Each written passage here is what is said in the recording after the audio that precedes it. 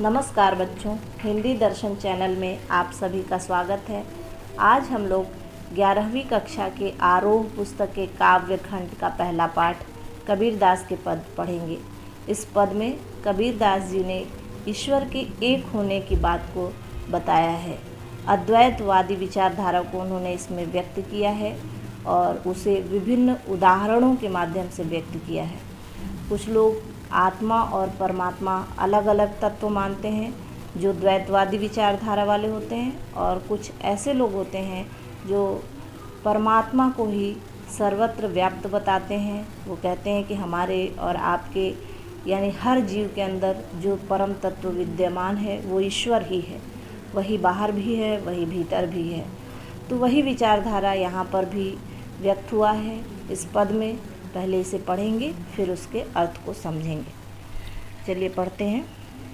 हम तो एक एक करी जाना, हम तो एक एक करी जाना, दोई कहें तिन ही को दो जग, जे दोई कहें तिन ही को दो गज, जिन नाहिन पहचाना, हम तो एक एक करी जाना। एक पवन एक ही पानी, एक ज्योति समाना, एक खाक गढ़े सब भांडे, एक कोहरा साना, हम तो एक एक करी जाना।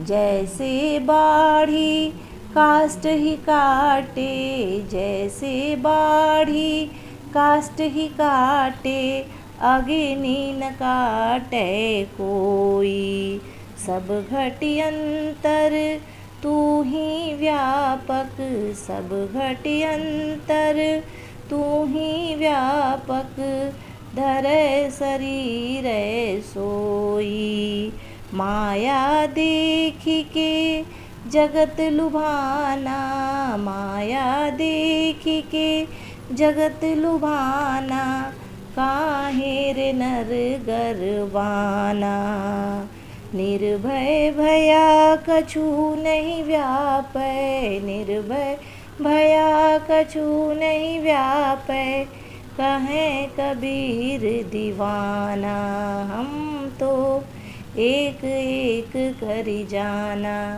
कबीरदास जी कहते हैं कि हमने ये जान लिया है, अनुभव कर करके इस बात की जानकारी मुझे हो गई है कि एक ही तत्व है ईश्वर। एक यहाँ पर 2 बार प्रयुक्त हुआ है। एक अर्थ का अर्थ है एक का एक संख्यावाची, और एक का है ईश्वर। ईश्वर का पर्यायवाची शब्द होता है एक। तो कहते हैं हमने ये अनुभव किया है कि ईश्वर एक ही है। दो ही कहें तिन्ही को दो जग। जो लोग 2 बताते हैं कि आत्मा अलग तत्व है, परमात्मा अलग तत्व है, उन्हें 2 जग प्राप्त होगा, उन्हें नरक प्राप्त होगा। जिन नाहिन पहचाना, जिन्होंने पहचाना नहीं अपने आप को, आत्मज्ञान जिन्हें नहीं हुआ, अपने अंदर विद्यमान ईश्वर की को उन्होंने महसूस नहीं किया, वो नरक के अधिकारी हैं। इसके बाद कहते हैं कि एक है पवन एक ही पानी, एक है ज्योति समाना, एक ही पवन एक ही पानी, एक ही अग्नि तत्व, और एक है खाक, एक ही मिट्टी से सभी लोग निर्मित है। गढ़े सब भांडे, सारे बर्तन निर्मित हैं। भांड बर्तन को कहते हैं, कुम्हार ने जो बर्तन बनाया होगा उसके लिए कहा है कि सभी एक ही मिट्टी से बने हैं, एक ही पानी से बने हैं, और एक ही कोहरा साना, एक ही कुम्हार ने उसे बनाया है। कुम्हार का घड़ा बनाने की जो बात यहाँ बताई गई है ये शाब्दिक अर्थ है, और इसका भावार्थ है कि एक ही ईश्वर के द्वारा सारे मनुष्यों के शरीर का निर्माण हुआ है। रचना कार्य जो है ईश्वर के द्वारा हुआ है। सभी मनुष्यों का, सभी जीव जंतुओं का जितने भी शरीर निर्मित हैं, एक ही ने बनाया है उसे। जो शरीर का निर्माण है ये 5 तत्वों से हुआ है। क्षिति जल पावक गगन समीरा, पंच तत्व मिल बनत शरीरा। 5 तत्वों से ही शरीर का निर्माण होता है।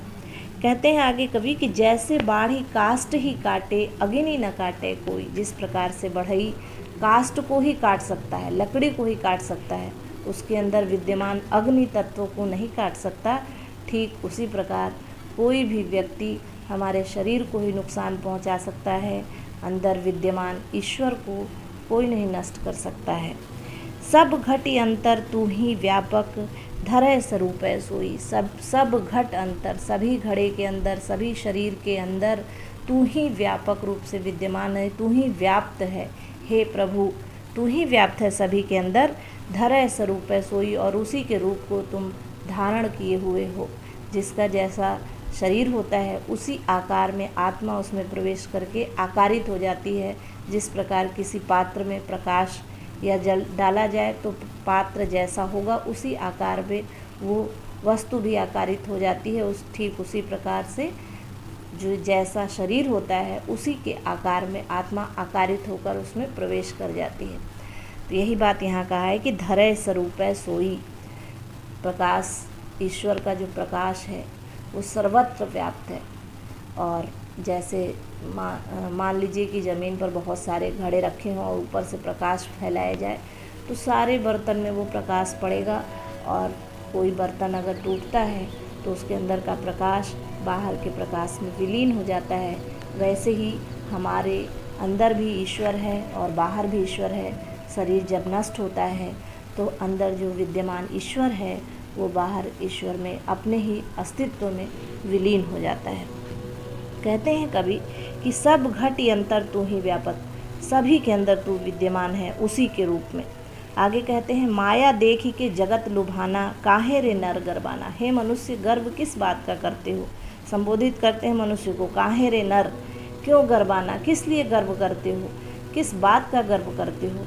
सभी एक समान है, सबके अंदर वही ईश्वर विद्यमान है।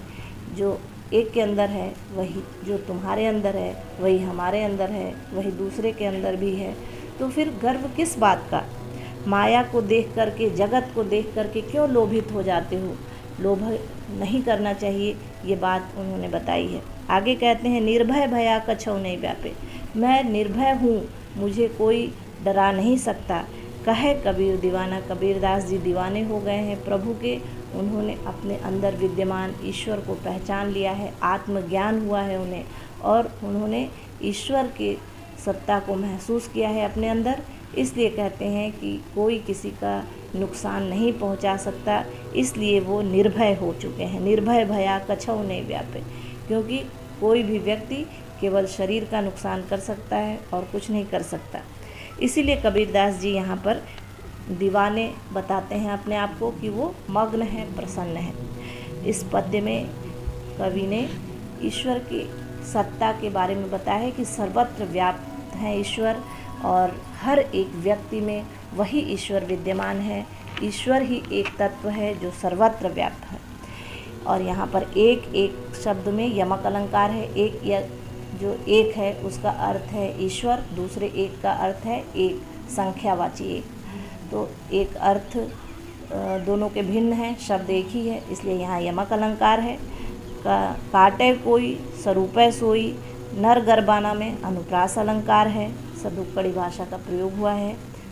शांत रस है इस पद में, और ये पद गेय है। अब ये पद समाप्त होता है। अगले पद के साथ हम पुनः उपस्थित होंगे। नमस्कार।